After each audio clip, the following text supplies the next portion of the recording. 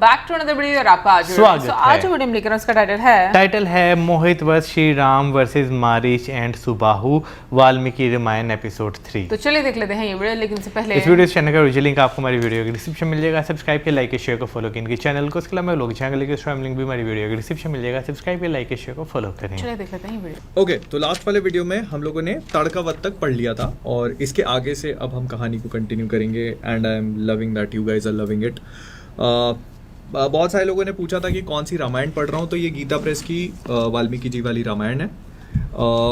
So will continue I guess. तो ताड़का वध के बाद ये लोग उसी वन में रहते हैं जो पूरी तरह से चेंज हो चुका है। जो मैंने तुमको बताया था ना कि ताड़का ने उस पूरे जंगल पे कब्जा कर लिया था और उस वजह से वो पूरा जंगल भी चेंज हो चुका था। तो अब सिंस ताड़का इज डेड तो वो वन भी बदल जाता है और श्री राम वाल्मीकि जी के साथ में वहीं पर रात बिताते हैं।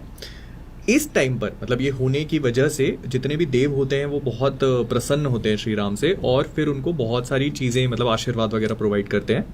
लेकिन विश्वामित्र जो है वो श्री राम को सबसे ज्यादा इंपॉर्टेंट चीजें देते हैं और वो है उनके अस्त्र। तो अगर तुम अभी तक पूरी कहानी देखते आ रहे हो तो पहले विश्वामित्र श्री राम को बोलते हैं कि अगर तुम ताड़का का वध करोगे तो मैं तुमको 50 और 50 100 अस्त्र दूंगा।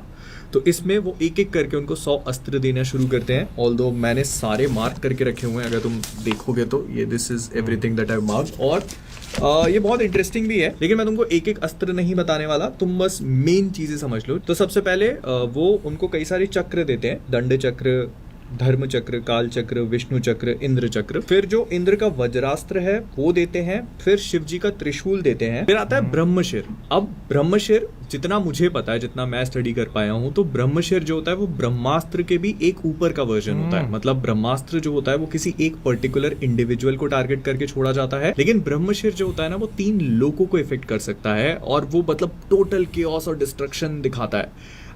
इसका रेफरेंस ये है कि ब्रह्मशिर जो होता है उसको महाभारत में अश्वत्थामा फायर करते हैं। एंड जितना मुझे पता है तो जब उन्होंने ब्रह्मशिर फायर किया था तो सब कुछ कांप गया था। जो 3 लोग थे देवर इन लाइक टोटल केओस और सब भयानक हो चुका था। श्री कृष्ण ने उस चीज को न्यूट्रलाइज कर दिया, नहीं तो it would have led to बहुत भयानक डिस्ट्रक्शन होता उससे। फिर वो उनको ऐशिकास्त्र, ब्रह्मास्त्र, फिर धर्मपाश, कालपाश, वरुणपाश, ये लैसोस होते हैं वो देते हैं। फिर वो उनको पिनाक देते हैं। अब इसको कंफ्यूज मत करना, जो पिनाक धनुष होता है उससे, दिस इज एन अस्त्र जो कि धनुष से डिफरेंट है। फिर अग्नि अस्त्र देते हैं। व्यवस्त्र मतलब विंड वाला अस्त्र जो होता है वो देते हैं। और ऐसा नहीं है कि सारे एग्रेसिव वेपन्स ही दिए जाते हैं, कुछ अस्त्र होते हैं जो कि शांत करने के लिए भी होते हैं।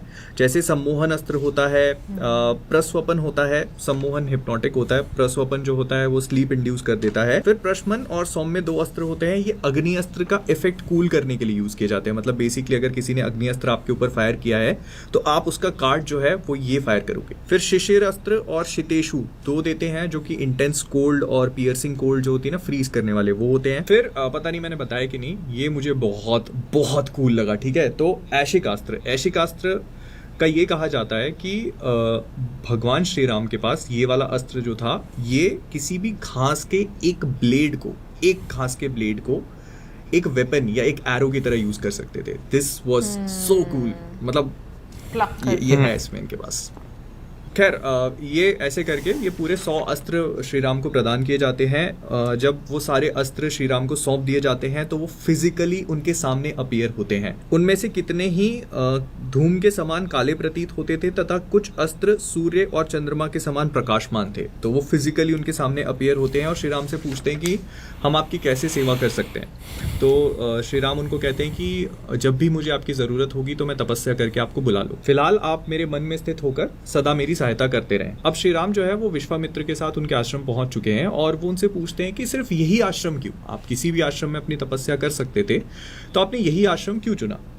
तो यहाँ पर विश्वामित्र जो है वो अपनी कहानी सुनाना शुरू करते हैं। वो बताते हैं कि विष्णु जी ने इसी आश्रम में तपस्या करके काफी सारी सिद्धि को प्राप्त किया था। जब वे तपस्या करते थे उस समय विरोचन कुमार राजा बलि ने इंद्र और समस्त देवताओं को पराजित करके उनका राज्य अपने अधिकार में ले लिया। तो मतलब बलि जो थे उन्होंने आकर के इंद्र से उनका पूरा राज्य अपने कंट्रोल में ले लिया था। और फिर क्या हुआ कि जो ऋषि कश्यप थे वो आए, उन्होंने काफी सारी तपस्या करी। तपस्या के बाद जब उन्हें वरदान मिला तो उन्होंने वरदान में विष्णु जी को अपने बेटे के स्वरूप में मांगा कि आप मेरे बेटे का रूप लेकर इस दुनिया में आइए और राजा बलि जो है उसको खत्म करिए। तो महातेजस्वी भगवान विष्णु अदिति देवी जो कि महर्षि कश्यप की वाइफ थी, उनके गर्भ से प्रकट हुए और वामन रूप धारण करके विरोचन कुमार बलि के पास गए। और ये कहानी सबको पता है कि बलि के पास जाकर उन्होंने कहा कि मुझे 3 कदमों में जितनी भी ज़मीन में ले पाऊँ वो दे दीजिए। तो बलि ने कहा कि ठीक है ले लो।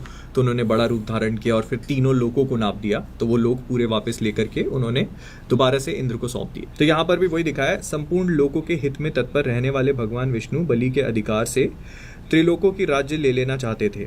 अतः उन्होंने 3 पग भूमि के लिए याचना करके उनसे भूमिदान ग्रहण किया और तीनों लोगों को आक्रांत करके उन्हें पुनः देवराज इंद्र को लौटा दिया। तो क्योंकि ये आश्रम काफी ज्यादा पवित्र माना जाता है, इसी वजह से विश्वामित्र अपने यज्ञ को यहीं पर संपन्न करना चाहते थे। तो वो कहते हैं इसी आश्रम पर मेरे यज्ञ में विघ्न डालने वाले राक्षस आते हैं पुरुष सिंह, यही तुम्हें उन दुराचारियों का वध करना है। तो ये हो गया, ये लोग आश्रम पहुंचे। विश्वामित्र जो है उन्होंने अपना जो यज्ञ है उसकी दीक्षा ले ली और फिर उनको बताया गया श्री राम और लक्ष्मण को कि अब वो मौन रहेंगे और कुछ बोलेंगे नहीं और अब आपको इन्हें प्रोटेक्ट करना है। तो 6 दिन और 6 रातों तक वो दोनों बिना सोए विश्वामित्र और उनके यज्ञ को प्रोटेक्ट करते रहे।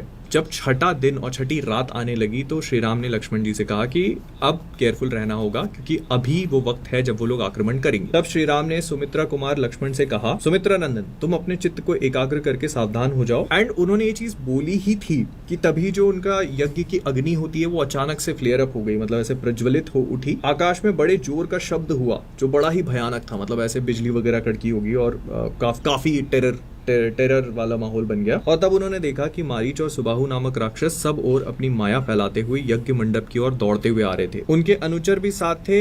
उन भयंकर राक्षसों ने वहां आकर रक्त की धाराएं बरसाना आरंभ कर दी। तो मतलब वो बेसिकली दोनों आ रहे थे, साथ में बहुत ज्यादा केओस वाला माहौल लेके आ रहे थे।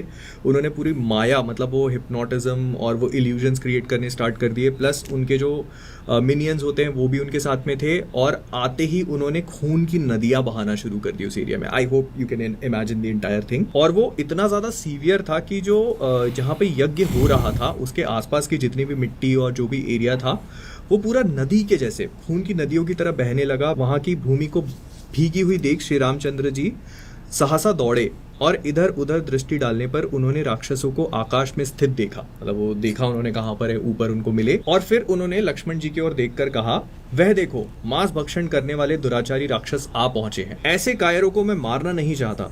ये कहकर वेगशाली श्री राम ने अपने धनुष पर परम उदार मानवास्त्र का संधान किया।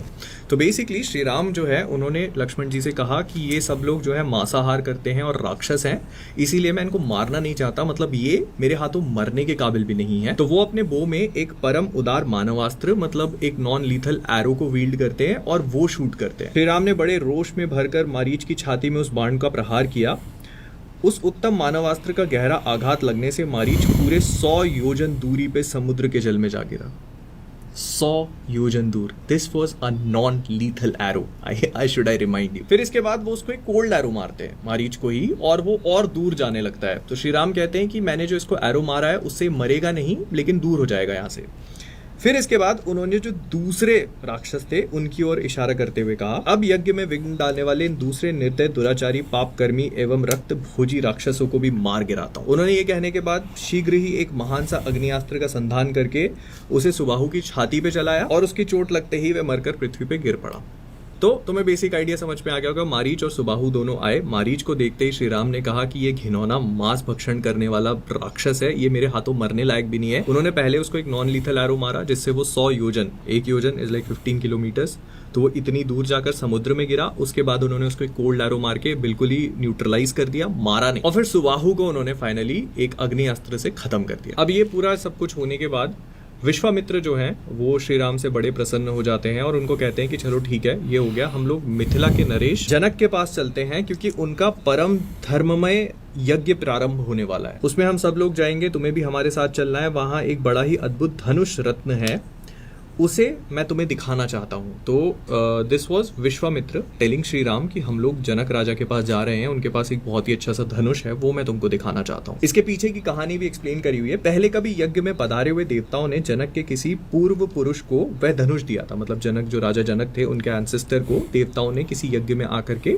वो धनुष दिया होगा। वह कितना प्रबल और भारी है इसका कोई मापतोल नहीं है, वह बहुत ही प्रकाशमान एवं भयंकर है। You can pretty much imagine how powerful, how heavy and how strong that बो इज। मनुष्यों की तो क्या बात है, देवता, गंधर्व, असुर तथा राक्षस भी किसी तरह उसकी प्रत्यचा नहीं चढ़ा पाते। मतलब उसके ऊपर जो स्ट्रिंग है उस बो को स्ट्रिंग नहीं कर पाते, वो इतना ज्यादा पावरफुल है। उस धनुष की शक्ति का पता लगाने के लिए कितने ही महाबली राजा और राजकुमार आए, किंतु कोई भी उसे चढ़ा ना सका। वो आगे बताते हैं कि एक्चुअली कैसे हुआ था। मिथिला नरेश ने अपने यज्ञ के फल स्वरूप उस उत्तम धनुष को मांगा था, अतः संपूर्ण देवताओं तथा भगवान शंकर ने उन्हें वह धनुष प्रदान किया था। उस धनुष का मध्य भाग जिसे मुट्ठी से पकड़ा जाता है वो बहुत ही सुंदर है। और ऐसा कहकर उन्होंने उत्तर दिशा की ओर प्रस्थान करना आरंभ किया, मतलब और नॉर्थ की तरफ जाने लगे वो लोग। उस समय प्रस्थान के समय यात्रा करते हुए मुनिवर विश्वामित्र के पीछे उनके साथ जाने वाले ब्रह्मवादी महर्षियों 100 गाड़ियां चल रही थी। 100 क्या डिस्क्रिप्शन है भाई चीजों का। इतना ही नहीं, इसमें ये चीज भी बताइए कि जब वो पूरा अपना कॉन्वॉय लेके वहां से निकले और चलते जा रहे थे, तो जंगल, जिस जंगल में वो पूरा अपना यज्ञ वगैरह कर रहे थे, उसके जितने पशु पक्षी थे वो भी उनके साथ चलने लगे। लेकिन कुछ दूर तक जाने के बाद विश्वामित्र जो है वो उन पशु पक्षियों को वापस लौटा देते हैं अपने जंगल की तरफ और खुद आगे बढ़ने लगते हैं। और फिर जब सूर्यास्त्र होने लगा तो ऋषियों ने पूर्ण सावधान रहकर सोनभद्र के तट पर पड़ाव डाला। सोनभद्र जो आज की डेट में। अब जैसे जैसे लोग आगे बढ़ते जा रहे हैं तो श्री राम जो है आउट ऑफ क्यूरियोसिटी चीजें पूछना शुरू करते हैं और फिर विश्वामित्र जो है यहाँ पर अपनी कहानी सुनाते हैं। वो बताते हैं कि कुश नाम से प्रसिद्ध एक महातपस्वी राजा हुआ करते थे। ये साक्षात ब्रह्मा जी के पुत्र थे। अब जो राजा कुश हैं उनके 4 पुत्र हुए, कुशाम्ब, कुशानाब, असुरतजस, वसु। तो राजा कुश ने अपने 4 पुत्रों को सिखाया कि प्रजा का पालन करो, इससे तुम्हें धर्म का पूरा पूरा फल प्राप्त होगा। अब कुशाम्ब जो थे उन्होंने कौशाम्बीपुरी बसाई। फिर कुशानाब जो थे उन्होंने महोदय नामक नगर का निर्माण किया जो मॉडर्न डे में कन्नौज के नाम से फेमस है। असुर तरजस जो है उन्होंने धर्मरण्य बसाया जिसको आज मोदेरा के नाम से जाना जाता है गुजरात में। और वसु जो है उन्होंने गिरिब्रिज बसाया जो कि राजगिर है। अब जो राजश्री कुशानाब थे, मतलब जो सेकंड सन थे, उन्होंने धृताची अप्सरा के गर्भ से परम उत्तम 100 कन्याओं को जन्म दिया। मतलब उनकी 100 बेटियां थी। तो उनकी जो 100 बेटियां थी वो एक बार क्या होता है कि बारिश होने लगती है, तो बारिश में आकर बाहर बारिश को एंजॉय करती हैं, नाचने गाने लगती हैं। तो ये इस चीज को वायु देवता देख लेते हैं और उनसे इस प्रकार कहते हैं, सुंदरियो, मैं तुम सबको अपनी प्रेयसी के रूप में प्राप्त करना चाहता हूँ, तुम सब मेरी भार्या बनोगी। मानव शरीर में जवानी कभी भी स्थिर नहीं रहती, प्रतिक्षण क्षीण हो जाती है। मेरे साथ संबंध हो जाने पर तुम लोग अक्षय यौवन प्राप्त कर अमर हो जाओगी। ये वायुदेव का कहना था। ये सुनने के बाद वो जो कन्याएं थी वो हंसने लगती हैं और वायुदेव से कहती हैं, आप सबके मन की बात जानते हैं, because he is Vayudev, right, he is wind, everyone breathes in the wind. तो वो कहती हैं कि आप सबके मन की बात जानते हैं, आपको ये मालूम होगा कि हमारे मन में आपके प्रति कोई आकर्षण नहीं है। हम सबकी सब राजश्री कुशानाब की कन्याएं हैं। देवता होने पर भी आपको शाप देकर वायु पद से भ्रष्ट कर सकती हैं, किंतु ऐसा करना नहीं चाहती क्योंकि हम अपने तप को सुरक्षित रखती हैं। पिताजी हमें जिसके हाथ में देंगे वही हमारा पति होगा। तो बेसिकली वायुदेव जो है वो उनको शादी का ऑफर देते हैं। वो रिजेक्ट कर देती हैं ये बोल के कि जो हमारे पिताजी कुशानाब जो है, जहाँ जिस पति से हमारी शादी कराएंगे हम उसी के साथ जाएंगे। उनकी ये बात सुनकर वायुदेव अत्यंत कुपित हो उठे। उन ऐश्वर्यशाली प्रभु ने उनके भीतर प्रविष्ट हो सब अंगों को मोड़कर टेढ़ा कर दिया। So basically Vayudev, because he is quite literally wind, तो वो उन सारी 100 कन्याओं के अंदर जाके उनके ऑर्गन्स को पूरा ट्विस्ट कर देते हैं। शरीर मुड़ जाने के कारण वे कुबड़ी हो गई। उनकी आकृति मुट्ठी बंधे हुए हाथ के बराबर हो गई। वे भय से व्याकुल हो उठी। तो अब वो जो 100 कन्याएं थी वो अपने पिताजी के पास गई, कुशानाब के पास। वो इस बात को देखकर बहुत दुखी हुए, लेकिन उन्होंने इस बात को अप्रिशिएट किया कि उनकी बेटियों ने उनका नाम रख लिया, उनका मान रख लिया।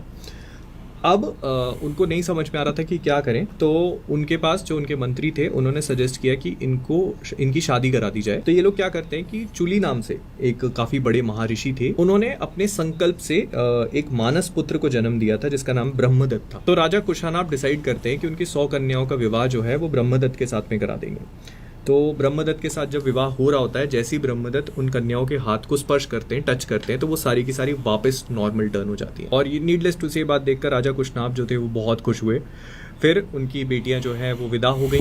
तो अब अपनी पुत्रियों के जाने के बाद जो राजा थे वो अकेला महसूस करने लगे। तो उन्होंने एक पुत्र के लिए फिर से एक अनुष्ठान के एक यज्ञ किया, जिसके बाद उनको गाधी नाम का एक पुत्र प्राप्त हुआ।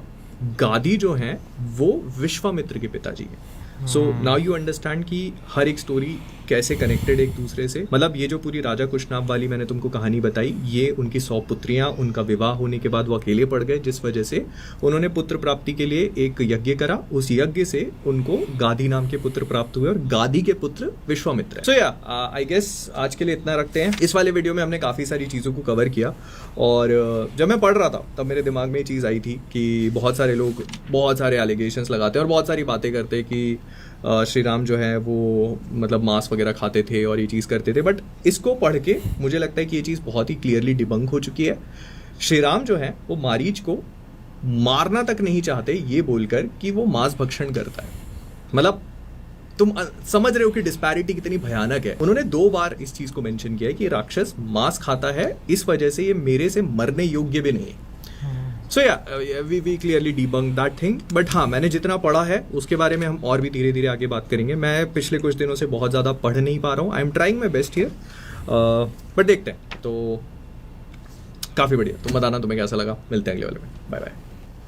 हमेशा की तरह मुझे तो बहुत मज़ा आया, क्योंकि अगेन जैसे हम लोग भी हमेशा बोलते हैं कि हम लोग रामायण देख रहे हैं, तो बहुत सारी चीज़ें ऐसी जो उसमें नहीं दिखाई जाती, वो आपको डिफरेंट बैकग्राउंड कॉन्टेक्स्ट जो है वो इस तरह से भी समझने और सुनने का मौका मिलता है। अभी देखें ना, इस तरह देखने का ये फ़ायदा है कि बहुत सारी चीज़ें जो हमें नहीं पता उसमें कि भाई अगर ये आए हैं तो इनका एक कनेक्शन क्या रहा हुआ है, ठीक है ना। वो सारे कनेक्शन जो है ना, जब आप इन्हें सुन रहे हैं वो एक एक करके जो है वो बयान जो है वो किए हुए हैं। हालांकि मारीच का मेरे ज़हन में वो आ रहा था क्योंकि वो तो हिरन बन के सामने आया था ना, तो क्या उसका जो है वो लिंक होगा वो भी उन्होंने बीच में जो है वो बताया। लेकिन हाँ भाई, आप जब डिटेल में सुनते हैं या समझने की कोशिश करते हैं तो बहुत नई चीज़ें आपको पता चलती हैं। लेकिन एक चीज़ जो बीच में बिल्कुल नई थी ना, वो ये मेरे लिए थी, जो स्टार्टिंग में उन्होंने बोला कि जो विष्णु जी हैं उन्होंने तपस्या की थी वहाँ पर, जहाँ पे जो ऋषि विश्वामित्र जो हैं मतलब उनका स्थान था। लेकिन मेरे दिमाग में ये चीज़ आ रही थी कि विष्णु जी, नो डाउट, जब हम महाभारत देखते हैं तो उसमें कृष्ण जी ये बात बोलते हैं अर्जुन से कि मतलब मैं तो युगों युगों से हूँ, यानी कि जब तुम मतलब कुछ भी नहीं था तब भी थे, तुम भी नहीं थे, मतलब सब जो है ना वो अलग अलग आप कह लो कि जन्मों में थे या पता नहीं कब से हैं, हमें तो याद भी नहीं है, लेकिन मैं ज़रूर तब भी था। तो विष्णु जी की अगर हम बात करें तो उन्होंने किसकी तपस्या की थी, जो मतलब उन्होंने बीच में बोला, तो ये चीज़ मैं ज़रूर जानना चाहूँगी। बिल्कुल। बाकी एक और नई चीज़ जो पता चली कि भाई हमें पहले लगता था ब्रह्मास्त्र ही जो है वो सबसे ज़्यादा पावरफुल है, लेकिन उससे ज़्यादा पावरफुल वेपन भी है। लेकिन एक चीज़ तुम ये देखो ना कि जो पावरफुल वेपन है वो कहीं मुझे ऐसा लगा, पता नहीं हो सकता मैं गलत भी हूँ, कि जैसे उन्होंने वेपन्स का जिक्र किया उसमें आपको ब्रह्मास्त्र के ही मतलब उसी तरह के आपको मतलब मिलते हैं, अस्त्र मिलते हैं। बाकी बीच में जैसे अग्रेसिव अस्त्र हैं, तो उसके साथ साथ उन्होंने जिक्र किया कि कुछ ऐसे भी थे जो कि शांत करने वाले अस्त्र भी थे। और अगर हम लोग महाभारत में भी देखें तो आपको उसमें भी इस तरह का नजर आता है। जो ऋषि हैं जितने भी, उन्होंने उसमें ये चीज के लिए एक तरह से देखा जाए तो मना किया था कि नहीं इस्तेमाल करने। बाकी कमेंट सेक्शन में आप जरूर बताइए कि आपके कहने से बारे में। मिलेंगे नेक्स्ट टाइम। सब्सक्राइब करना भूलना नहीं।